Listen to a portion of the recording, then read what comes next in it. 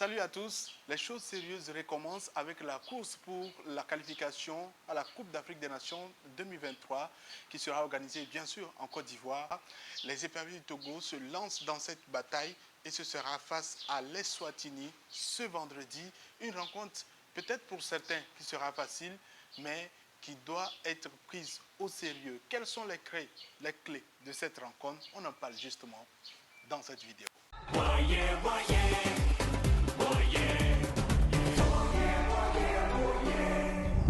Salut à toi, bienvenue sur ma chaîne. Moi c'est Jacques, ici j'analyse l'actualité sportive africaine et si tu ne l'as pas encore fait, abonne-toi à ma chaîne, active la cloche de notification pour qu'on puisse continuer par évoquer ce type de sujet. La course pour la qualification à la Coupe d'Afrique des Nations Côte d'Ivoire 2023 est lancée. Les différents pays sont en train d'engranger leur première victoire ou leur première défaite, c'est selon. Et donc ce vendredi, la sélection nationale togolaise entre en lice. Les éperviers du Togo vont jouer face à la sélection de l'Eswatini, anciennement appelée Swaziland. Et le Togo se rappelle d'avoir battu le Swaziland il y a quelques années sur un score large, mais entre le passé et le présent, il y a un vrai déphasage sur lequel il faut véritablement travailler. Et ce vendredi, les poulains de Paulo Duarte seront observés sur plusieurs aspects. D'abord, le contexte dans lequel se joue cette rencontre est favorable pour une victoire, notamment avec la mobilisation du public sportif togolais qui a désormais compris qu'il y a un nouveau vent, un souffle nouveau au niveau de cette sélection nationale et qui aujourd'hui est appelé pour un retour au stade de Kégué après pratiquement 2 ans d'absence dû aux restrictions qui ont été mises en place dans le cadre de la lutte contre la pandémie mondiale de la Covid-19. Désormais, c'est avec le public qu'il faut compter et les éperviers du Togo le savent.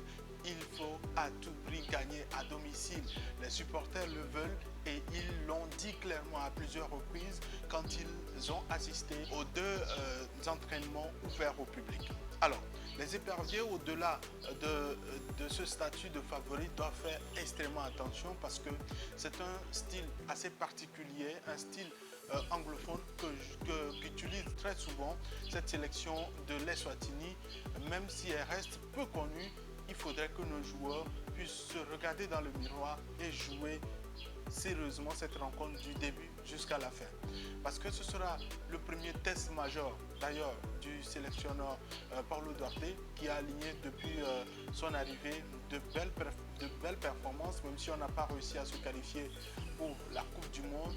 On sait quand même que cette campagne a été une réussite avec une programmation également de stage qui a permis aux techniciens de pouvoir voir les joueurs et de faire aujourd'hui son casting. Si vous êtes habitué à ma chaîne YouTube, vous savez clairement que j'annonçais un peu les couleurs de ce début de cette qualification en disant clairement que le Togo doit au début de cette qualification montrer ses ambitions et pour cela il fallait prendre le temps de pouvoir utiliser toutes ces rencontres, toutes ces dates FIFA pour pouvoir vraiment avoir une sélection stable qui permet vraiment de pouvoir avoir beaucoup d'assurance dès le début. Est-ce qu'aujourd'hui la liste qu'on a, est-ce qu'aujourd'hui l'effectif qu'on a permet de pouvoir vraiment rêver d'une belle campagne des éliminatoires? Je ne dirais pas ça parce qu'il y a certaines absences, mais quoi qu'il en soit, on verra les premières indications ce vendredi. Et l'espoir pour le public sportif, c'est qu'à la fin, qu'il puisse avoir du positif. Il y a quelques aspects positifs qui permettent d'espérer une victoire, notamment la mobilisation, comme je le disais, également la bonne forme de certains joueurs togolais qui ont montré leur belle performance tout au long de cette saison. On n'oubliera pas le sacre de Labafodo dans le championnat des Émirats Arabes Unis, lui qui a également terminé meilleur buteur et meilleur joueur de la saison et qui arrive avec beaucoup d'ambition et qui sait qu'il est attendu au stade de Kégué, qui sait qu'il est attendu par un public qui le porte dans son cœur, mais qui estime qu'il lui faut encore se surpasser. Il y a également beaucoup de jeunes joueurs sur lesquels se reposent les espoirs du public sportif togolais et qui voudront forcément se révéler. En l'absence, bien sûr, de Ilas Bebou, qui est en difficulté avec le sélectionneur, il faudrait beaucoup plus compter sur un milieu de terrain qui sera forcément dirigé par Alexis Romao. Moi, je pars beaucoup plus sur une collaboration avec Tchakri Marouf qui a montré lors des séances d'entraînement qu'il garde encore et qu'il garde beaucoup plus sa qualité au niveau des tirs, des coups francs.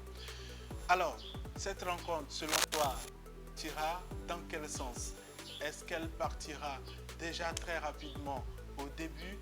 La clé pour moi, ce sera cela, de bien démarrer cette rencontre, bien s'assurer, avoir une assise défensive qui permet de pouvoir vraiment oser rapidement sur le plan offensif, bien démarrer, rapidement marquer, avoir des assurances au milieu de terrain, surtout avec, comme je le dis, Alexis Romao qui sera le patron. En défense, bien sûr, ce sera le grand patron, ce sera forcément James Dakonam, le capitaine.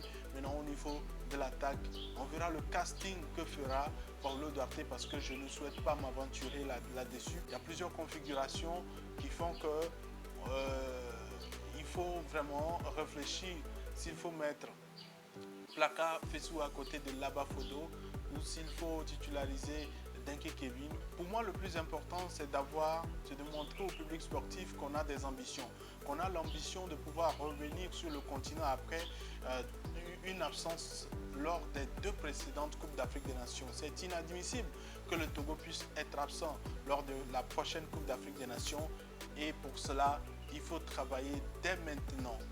Réussir la rencontre face à l'Eswatini, qui pour moi reste la plus facile et donc la configuration, le début avec une telle rencontre est idéal pour pouvoir se donner beaucoup plus d'assurance pour les prochaines rencontres. Quel est ton avis par rapport à tout ce que j'ai dit? Est-ce que selon toi les éperviers sont favoris de cette rencontre et quelles seront les clés selon toi? J'attends ton commentaire et si tu ne l'as pas encore fait, abonne-toi à ma chaîne, active la cloche de notification pour qu'on puisse continuer par évoquer cette vidéo. À la prochaine.